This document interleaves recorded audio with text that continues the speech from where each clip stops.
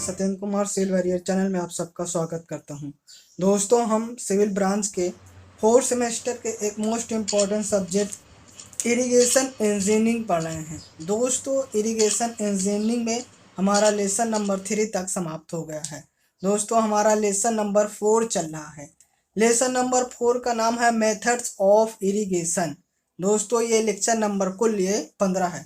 इस वीडियो में दोस्तों हम जानेंगे लिफ्ट इरिगेशन, उद्वहन सिंचाई क्या होता है इसके बारे में जानेंगे। फिर है उद्वहन सिंचाई के घटक कंपोनेंट ऑफ फ्लो इरिगेशन। फिर तीसरा टॉपिक जानेंगे उद्वहन सिंचाई के गुण एवं दोष, advantage and disadvantage of lift irrigation. तो दोस्तों, इस वीडियो में हम 3 टॉपिक जानेंगे। कौन कौन से? उद्वहन सिंचाई, लिफ्ट इरिगेशन क्या होता है, और फिर है उद्वहन सिंचाई के घटक कंपोनेंट ऑफ फ्लो इरिगेशन, और तीसरा जानेंगे उद्वहन सिंचाई के गुण एवं दोष। तो दोस्तों, वीडियो को स्टार्ट। हेलो दोस्तों, हम वीडियो स्टार्ट करते हैं और सबसे पहले वीडियो में आज जानेंगे उद्वहन सिंचाई लिफ्ट इरिगेशन क्या होता है। दोस्तों, इसके पहले हमने वीडियो में लेक्चर नंबर 14 में हमने फ्लो इरिगेशन के बारे में जाने थे। उसके बारे में हमने जाना था फ्लो इरिगेशन क्या होता है, फ्लो इरिगेशन के घटक कंपोनेंट ऑफ फ्लो इरिगेशन, फिर है एडवांटेज तथा डिसएडवांटेज ऑफ फ्लो इरिगेशन के बारे में जाने थे। तो दोस्तों, आज इस वीडियो में हम जानेंगे लिफ्ट इरिगेशन क्या होता है, लिफ्ट इरिगेशन के घटक कितने होते हैं, और लिफ्ट इरिगेशन के एडवांटेज तथा डिसएडवांटेज कितने होते हैं इसके बारे में जानते हैं। तो दोस्तों, सबसे पहले स्टार्ट करते हैं लिफ्ट इरिगेशन क्या होता है इसके बारे में जानते हैं। जब जल स्रोत का जल तल खेतों के समान तल से नीचा होता है, तब गुरुत्व प्रवाह द्वारा जल खेतों तक नहीं पहुंच पाता है। ऐसी स्थिति में पंप द्वारा जल को ऊपर उठाना पड़ता है तथा जल को खेत के तल तक पहुंचाया जाता है। तो इस प्रकार की विधि को उद्वहन सिंचाई लिफ्ट इरिगेशन कहते हैं। इसका उदाहरण क्या है दोस्तों? इसका उदाहरण ट्यूबवेल और कुआं होता है। अब समझते हैं कि आखिर लिफ्ट इरिगेशन क्या होता है। फ्लो इरिगेशन में क्या होता है दोस्तों? जल स्रोत और जहां में फसल में सिंचाई करना रहता था, वो एक ही स्तर यानी एक ही समतल पे रहता था। उसमें जो पानी बहता था वो गुरुत्व प्रवाह के कारण बहता था। मगर लिफ्ट इरिगेशन में ऐसा नहीं होता है। लिफ्ट इरिगेशन में हमारा जल स्रोत जहां में फसल सींचना या खेत की अपेक्षा नीचे होता है, और जब नीचे होता है तो उस जल को उठाने के लिए पंप द्वारा, इसमें लिखा है पंप द्वारा जल को ऊपर उठाना पड़ता है। तो जल को खेत के तल तक पहुंचाया जाता है। तो इस प्रकार की विधि को उद्वहन सिंचाई या फिर लिफ्ट इरिगेशन कहते हैं। एक बार फिर से समझते हैं उद्वहन सिंचाई या फिर लिफ्ट इरिगेशन क्या होता है। दोस्तों लिफ्ट इरिगेशन में ये होता है कि जो हमारा जल स्रोत रहता है वो खेत की अपेक्षा नीचे रहता है। तो उस पानी को उठाने के लिए जल पंप द्वारा जल को ऊपर उठाना पड़ता है तथा जल को खेत तल के पहुंचाया जाता है। तो इस प्रकार के विधि को लिफ्ट इरिगेशन कहते हैं। लिफ्ट इरिगेशन का उदाहरण क्या है दोस्तों? ट्यूबवेल और कुआं होता है। और फ्लो इरिगेशन का उदाहरण क्या होता है दोस्तों? फ्लो इरिगेशन का उदाहरण होता है हमारा नहर होता है या फिर तालाब होता है। तो उम्मीद करते हैं आपको लिफ्ट इरिगेशन क्या होता है समझ में आ गया होगा दोस्तों, अब हम देखेंगे उद्वहन सिंचाई के घटक कंपोनेंट ऑफ फ्लो इरिगेशन। तो उद्वहन सिंचाई के 2 घटक होते हैं। कौन कौन से होते हैं?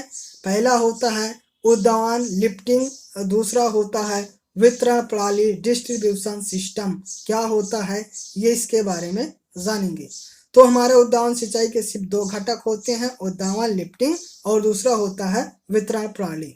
दोस्तों, अब हम अगला टॉपिक जानेंगे उद्वहन सिंचाई के गुण एवं दोष, advantage and disadvantage of lift irrigation क्या होता है इसके बारे में जानेंगे।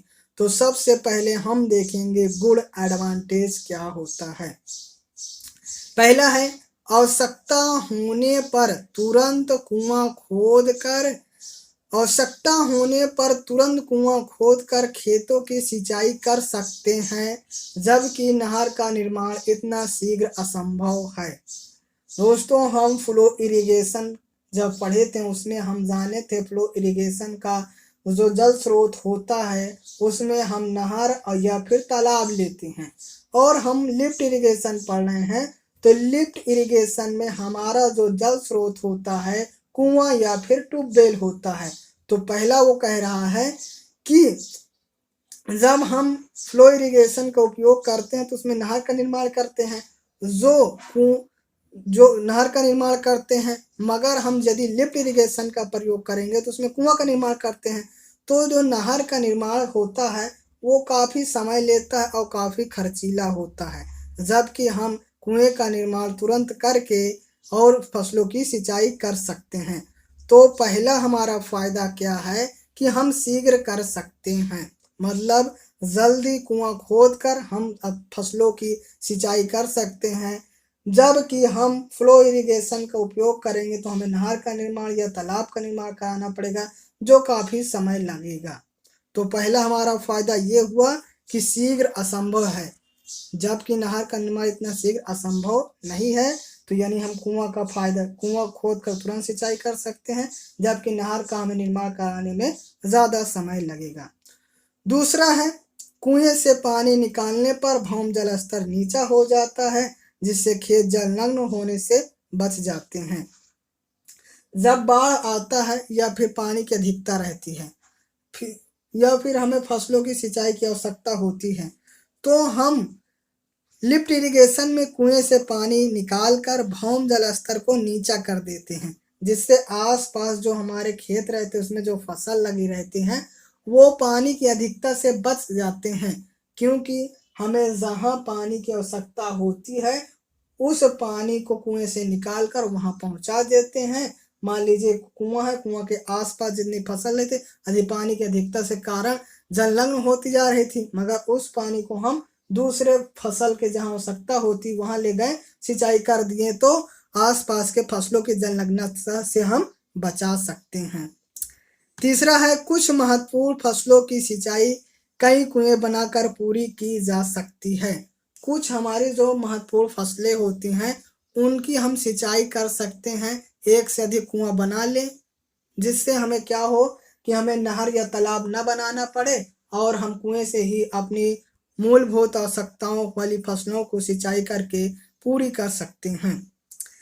पहला दोस्तों क्या था, पहला ये था कि शीघ्र संभव हो जाता है, यानी नहर बनाने में हमें समय ज़्यादा लगता है, जबकि कुआं हमें कम बनाने में और कम खर्च में बनाकर हम अपने लिफ्ट इरिगेशन के द्वारा हम सिंचाई कर सकते हैं।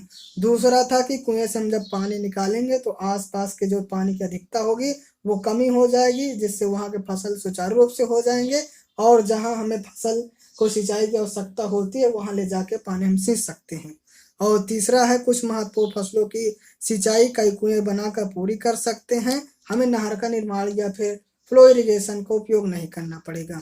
चौथा है दोस्तों, कुएं से सिंचाई करते समय केवल आवश्यक पानी ही निकाला जाता है, इसमें पानी व्यर्थ नहीं हो पाता है। दोस्तों, हम क्या करते हैं, फ्लो इरिगेशन में हम कुल मिला के नहर का निर्माण करवाएंगे या तालाब का निर्माण करवाएंगे तो उसमें जो पानी होता है वो बर्बाद बहुत ज़्यादा होता है। कैसे बर्बाद होता है, जब खुला रहता है दोस्तों तो कुछ पानी तो वाष्प बनकर उड़ जाता है, कुछ जानवरों या फिर मनुष्यों द्वारा इधर उधर व्यर्थ कर दिया जाता है, मगर लिफ्ट इरिगेशन में ऐसा नहीं होता है। लिफ्ट इरिगेशन में कुएं या ट्यूबवेल के द्वारा पानी लिया जाता है, जिससे हमें जितनी आवश्यकता होती है पानी की उतना ही निकालते हैं, जिससे पानी की बर्बादगी अर्थात इसमें पानी व्यर्थ नहीं होता है। ये था हमारा चौथा। पांचवा है, कुएं से खेत तक पानी ले जाने में जल हानि न्यूनतम होती है।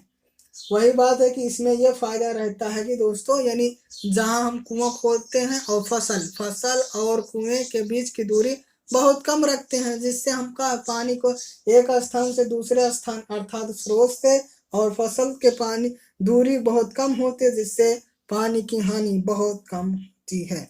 और छठे नंबर पे है हमारा नहर सिंचित क्षेत्र के छूटे हुए असिंचित क्षेत्र में कुएं द्वारा ही सिंचाई की जा सकती है। मतलब जहां हम नहर के द्वारा सिंचाई नहीं कर सकते हैं वहां हम कुआं का उपयोग करके सिंचाई कर सकते हैं।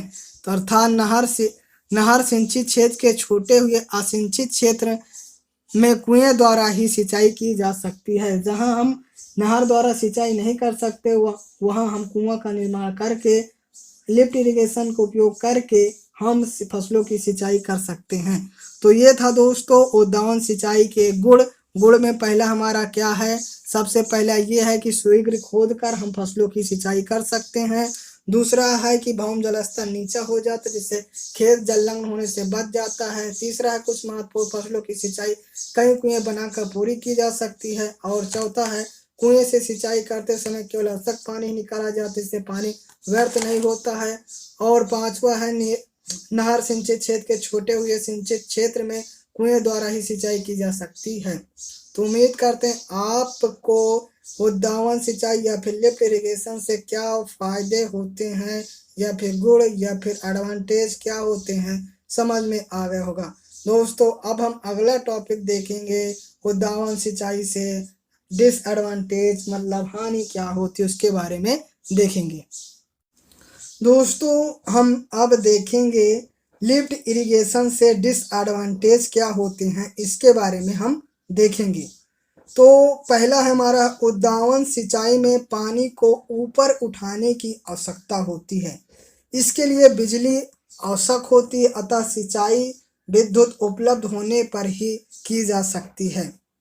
मतलब दोस्तों क्या होता है हमारा फ्लो इरिगेशन में क्या होता है, फ्लो इरिगेशन में हम नहर या तालाब का निर्माण करके हम सिंचाई कर सकते हैं, मगर लिफ्ट इरिगेशन में ऐसा नहीं होता है। लिफ्ट इरिगेशन में जो हमारा होता है जल स्रोत होता है वो खेत की अपेक्षा नीचे रहता है, उसको उठाने के लिए पंप द्वारा हम उठाते हैं तो उसके लिए हमें बिजली की आवश्यकता होगी। अर्थात जब बिजली रहेगी तभी हम लिफ्ट इरिगेशन प्रोसेस कर सकते हैं। इसलिए ये हमारा नुकसान है कि जब हम बिजली रहेगी तभी लिफ्ट इरिगेशन प्रोसेस करके हम सिंचाई कर सकते हैं। पहला ये नुकसान हुआ। दूसरा है कुएं के जल से सिंचाई करने पर खेतों को पानी के साथ उपजाऊ सिल्ट नहीं मिल पाता है क्योंकि कुएं के जल में सिल्ट नहीं होता है। जब हम नहर का निर्माण करेंगे या फिर तालाब के द्वारा तो हमें खनिज पदार्थ जो फसलों के लिए फायदा होता है वो मिल जाता है। जबकि लिफ्ट इरिगेशन में हम कुएं का उपयोग करेंगे या ट्यूबवेल का उपयोग करेंगे तो वो सिल्ट हमें नहीं प्राप्त हो पाता है। ये हमारा दूसरा नुकसान है। तीसरा है कुएं में जल भौम जल स्तर पर निर्भर करता है। कुएं से कुल विसर्जन कम होता है अर्थात सिंचित क्षेत्र भी कम रह जाता है। जब हम कुएं का उपयोग करते हैं दोस्तों तो ये जल स्तर पर निर्भर करता है। यदि जल स्तर सही है यानी वाटर लेवल सही है तो पानी हमें सही प्राप्त होगा, और यदि कम है तो फिर हमें पानी लेने में हमें दिक्कत होगी। और क्या हो जाता है कुएं से कुल विसर्जन कम हो जाता है, जितना हम उपयोग करेंगे उतना ज़्यादा लेवल नीचे हो जाएगा और सिंचित क्षेत्र भी कम हो जाता है। जब हम उपयोग करेंगे तो उसके कुएं के आसपास के जो सिंचित क्षेत्र रहते हैं कम हो जाते हैं। चौथा है हमारा दोस्तों कुएं का उपयोग काल यूजफुल लाइफ नहर प्रणाली से बहुत कम होता है। दोस्तों हम फ्लो इरिगेशन में हम जब नहर का निर्माण करते हैं तो उसका लाइफ टाइम ज़्यादा होता है, वो कई वर्षों तक चलता है। जबकि हम कुएं का निर्माण करेंगे कम समय में तो हो जाता है मगर ज़्यादा चलता नहीं है, किसके अपेक्षा, नहर प्रणाली के अपेक्षा। पांचवा है दोस्तों कभी कभी कुएं की लागत उपलब्ध सिंचाई जल की कीमत से काफ़ी अधिक हो जाती है। जितने पैसे में हम सिंचाई कर सकते हैं लिफ्ट इरिगेशन में ऐसा कभी कभी हो जाता है कि उतने ज़्यादा ही पैसे में हम कुओं का निर्माण करा लेते हैं जिससे हमें बहुत ज़्यादा हानि हो जाती है, क्योंकि हम बहुत कम पैसे में फसलों की सिंचाई कर सकते हैं मगर उससे ज़्यादा हम कुएं के निर्माण करने में लगा देते हैं। ये था हमारा पांचवा नुकसान। तो पहले एक बार फिर से रिवीजन कर देते हैं। पहला ये हमारा का नुकसान है कि जब लाइट रहेगी तभी हम लिफ्ट इरिगेशन का उपयोग कर सकते हैं। दूसरा ये है कि जब नहर का से हम करते हैं तो फसलों के लिए जो सिल्ट आवश्यक होता है वो हमें प्राप्त हो जाता है, मगर लिफ्ट इरिगेशन में ऐसा नहीं होता है। तीसरा होता है कि भौम जल स्तर यदि नीचे चला गया तो कुएं से विसर्जन कम हो जाता है, अतः सिंचित क्षेत्र भी कम रह जाता है। और चौथा है कुएं का उपयोग काल यूजफुल लाइफ नहर प्रणाली से बहुत कम होता है। और पांचवें नंबर है कभी कभी कुएं की लागत उपलब्ध सिंचाई जल की कीमत से काफी अधिक हो जाती है। तो ये था दोस्तों हमारा लिफ्ट इरिगेशन से हानि। उम्मीद करते हैं आपको समझ में आ गया होगा। दोस्तों इस वीडियो में हमने लिफ्ट इरिगेशन क्या होता है, लिफ्ट इरिगेशन के घटक तथा लिफ्ट इरिगेशन से एडवांटेज तथा डिसएडवांटेज जाना। तो दोस्तों उम्मीद करते हैं यह वीडियो आपको अच्छा लगा होगा। यदि यह वीडियो आपको अच्छा लगा तो वीडियो को लाइक कर दीजिए और चैनल को सब्सक्राइब कर दीजिए और बेल आइकन के ऑल पे क्लिक कर दीजिए और दोस्तों में भी शेयर कर दीजिए। Thank you for watching.